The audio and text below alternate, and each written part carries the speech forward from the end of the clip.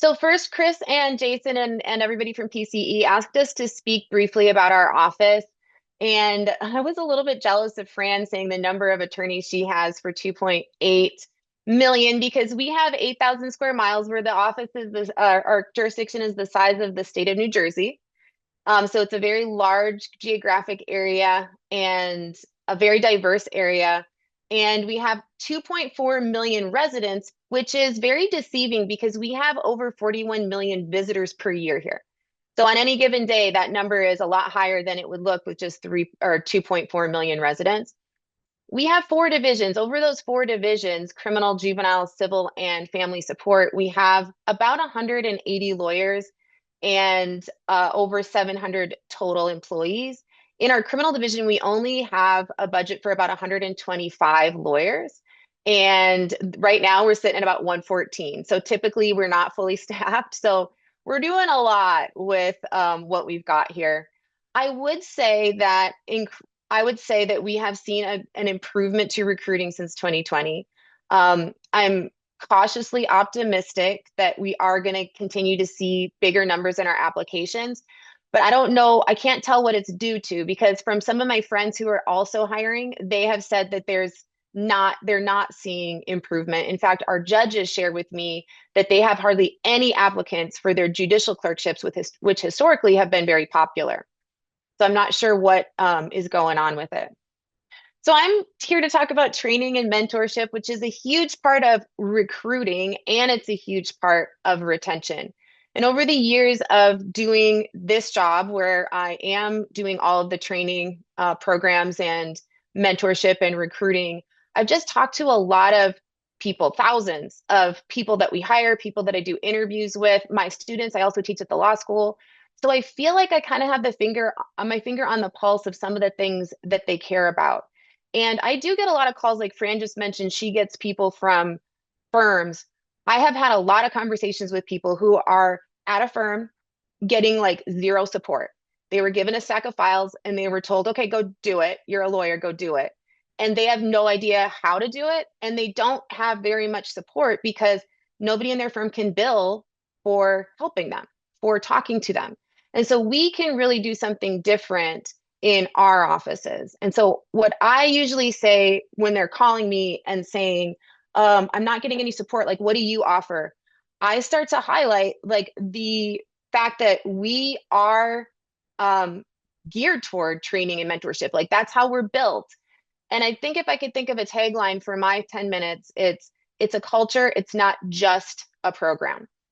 Programs are going to be important. I really think that having a training program, having a mentorship assignment, having things that are structured does provide the tone. It sets the tone for everyone in the office that this is important and a priority.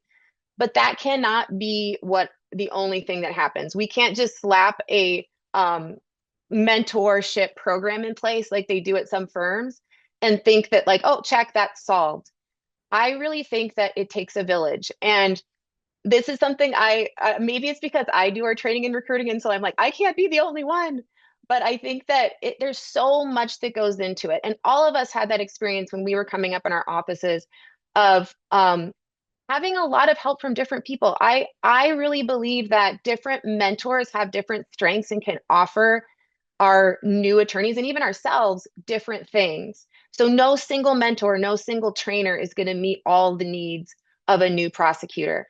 They need people who are experts on that specific area of law. They need people who have courtroom skills that they can emulate. They need ethical guidance. They need emotional support, actually a ton of emotional support, I would say, in the first year when they're graduating from law school and starting an actual job. So this network of our village is it's gonna include everyone. It could be supervisors, it could be peers, specialized experts in your office, support professionals. I think like I just remember like my secretary growing up here gave me a ton of information. My investigator, my process server, they helped raise me. And We have 5 minutes remaining.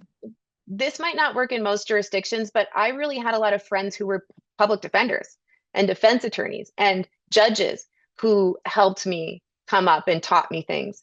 So keep that village in mind that we shouldn't really, in my opinion, let anyone off the hook for part of mentoring because a lot of people say, "Oh, no, I don't want to be a mentor." Like if I reach out to people, sometimes I can tell like they will refuse to respond to me about being an assigned mentor. They don't that is something that feels too big to them. But there are all these little sources of training and sources of support that they give over the course of these new attorneys, coming up. And so that's going to include a lot of different just micro moments where it's like a hallway meeting or a quick pop into someone's office or a phone call. And so I think like while some people are not going to be someone who I would appreciate as a mentor, I wouldn't really do that to some of our new attorneys with some of the people, right? They might not give that much support. They might be too cold. I will absolutely call those people when there's a new attorney in my office and say like, "Hey, we have this issue coming up. What advice do you give us? Can you brainstorm on this with us for a second?" So everyone has a role in this village that's going to allow this. Here in our DA's office, we have a very different structure for a large DA's office, so I want to tell you about it real briefly.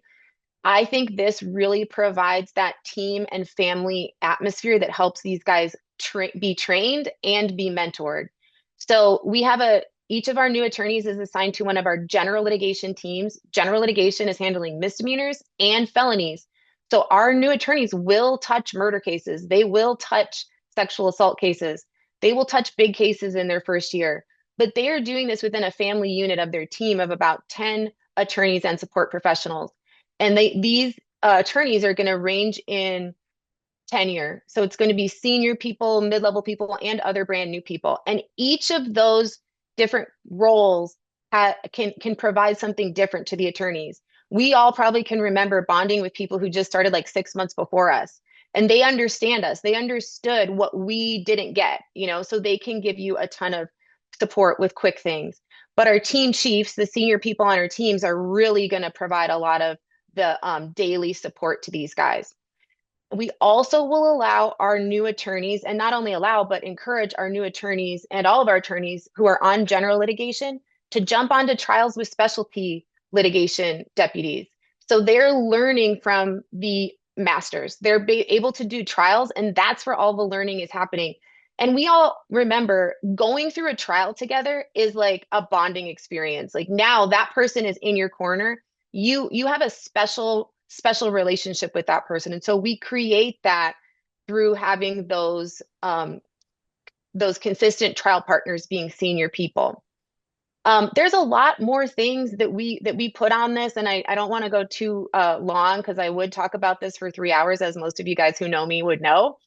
But I do want to mention another layer of that is some structured mentor program. So we will have assignments for lifelines. Mentor feels like a strong word to some people. So I usually say like, "Hey, can you be a lifeline to this person?" And I define what that means. You have Um, 1 minute. I also will specifically assign shadowing, like, "Hey, this person's going to be with you today." All right, with 1 more minute, I want to go on to some more stuff, although I have a lot we could talk offline later about if people are interested. One thing that is important, in my opinion, and Michael Doherty mentioned it, for our morale and just our well-being is to have that flexibility in schedules in terms of people being able to work from home. But our new attorneys really benefit from having that people there at the office when they are there. And location matters too. Like I'm in a different building than some attorneys. They don't come to me as much. They go to the people that are right next to them.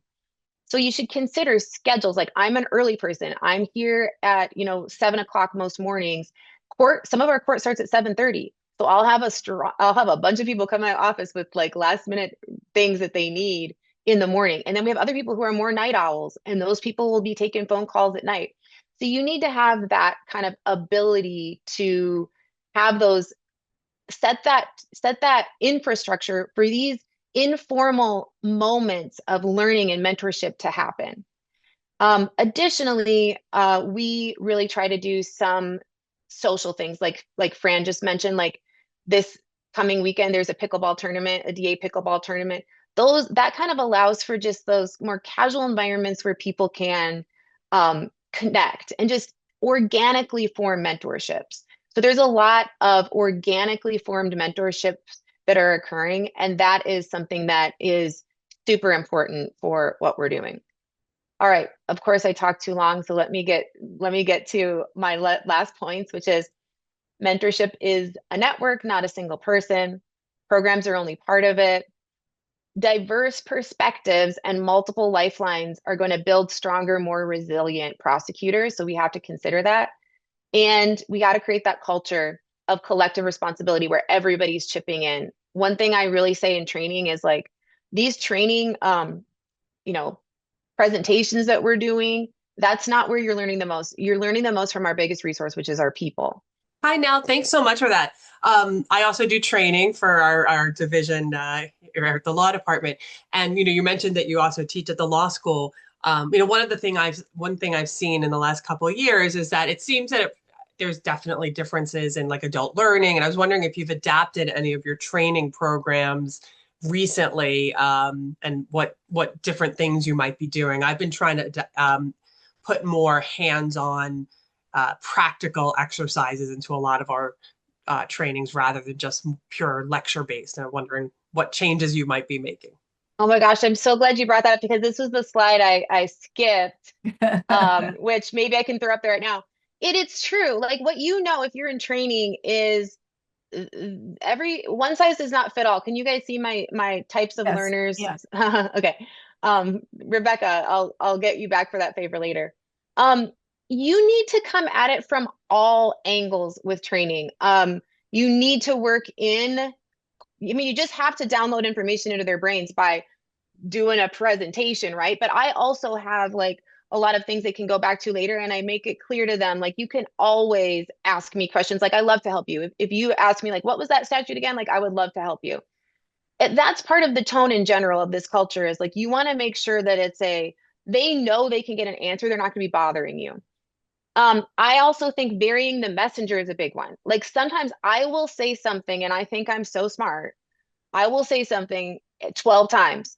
And the attorney will literally come into my office and ask me that question that I've already trained them on. And I'm like, I don't, I'm not getting through to this person. You need to vary the trainers and the messengers. I feel like that helps. And practical exercises is really where it's at. The more you can give examples, like my brain works by not reading the law, but considering examples. And I've learned that. That's how I learn. And so I've tried to use that with my class and with training and um, kind of making sure that they can ask a lot of questions. So also, we all didn't get training. I mean, I don't, probably most people on this call had no training program. It was sink or swim. And that's part of it too. Like, let them go and do it. You can't hold their hands the whole time. I mean, so there's a lot of different things that I think we have to implement. But what the biggest takeaway from my perspective is not, it's not a one size fits all approach. You have to try it from a lot of different angles. And I try to be very patient with, we are going to repeat concepts because different people will get it at different times. And, you know, I try to time the trainings at times where they're going to be dealing with a certain issue, but I can't always get that right. So a lot of repetition is what we do too. We do that too. And sometimes it hits really well and lands well. And other times they'll say it's too repetitive or you're repeating yourself. So, and I think it's interesting Right. too. Sometimes we definitely try to get all the supervisors to come in and, sometimes one speaker, people are like, oh, this person was great. And, you can tell different people are giving different types of feedback. And so I think definitely different speakers land differently with different, new attorneys. So thank you for that. It's great to hear different, we're all experiencing similar things. So that's great to hear too. So thank you. Any other questions? Oh, yes, Pac. Nell, thank you for that great presentation. Can you talk a little bit more about your team and how that's sort of structured that's outside the norm of supervisors? Is it more like a co-counsel or second chair or Yeah, our new attorneys are going to start with 2 days a week of what we call justice court. Justice court is where every case starts. And like I said, they're handling general litigation jurisdiction. So they've got every kind of case. For the first, I mean, this is all just kind of like you test it to see what their needs are. Some of them are going to get it quickly and they'll have somebody like down there with them every day for a couple weeks or months, but some people they need more people with them. So it's not co-counsel per se. They have their own docket that they're handling all of the cases on, but they have somebody who is assigned from their team to be down there with them on that day. And not only that, but to prepare for it. So who are you going to subpoena for these hearings? What is the negotiation offer that you're going to make? All of that goes back and forth because we're trying to kind of hone their own internal compasses. So the more reps they get at who should I sub and what offer should I make is going to give them more of an ability to do that. Then if they do get a jury trial set, like actually, or any big trial, either somebody from their team unit will go do it with them, or we'll call in for help from the specialty litigation teams. And those are the more senior people. And those guys are trial attorneys. So we'll say, okay, this guy's doing his first trial. Let's get somebody from homicide to do it with him. And they are going to thrive with that person.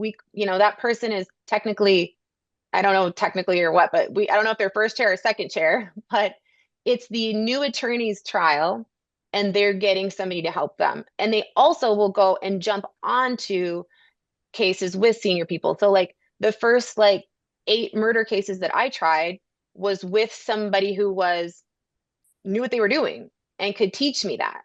And so I benefited from this structure, and we give them those opportunities very early. And I know that most offices that are larger are going to start people on misdemeanors or lower level things for a couple years. We don't do that. It's like, we're going to get them in and they can do it. They absolutely can. And they do a great job. One of our new attorneys just did his first trial with a special victims unit prosecutor on a special victims unit case, and he was phenomenal. How long does this last? Is it like 1 to 5 years or as long as it takes? Yeah, I'd say so for most of our new attorneys, when they're getting that like constant supervision, it's only gonna last it's less than 6 months for sure. Like they start picking it up. But the rest of it continues. Like you guys are still learning things every day. We all still feel like imposters a little bit. It's a culture where we're all still helping each other throughout. And so senior people are doing trials with mid-level people. Like we definitely that fosters that team atmosphere and like we're going to do it together type atmosphere.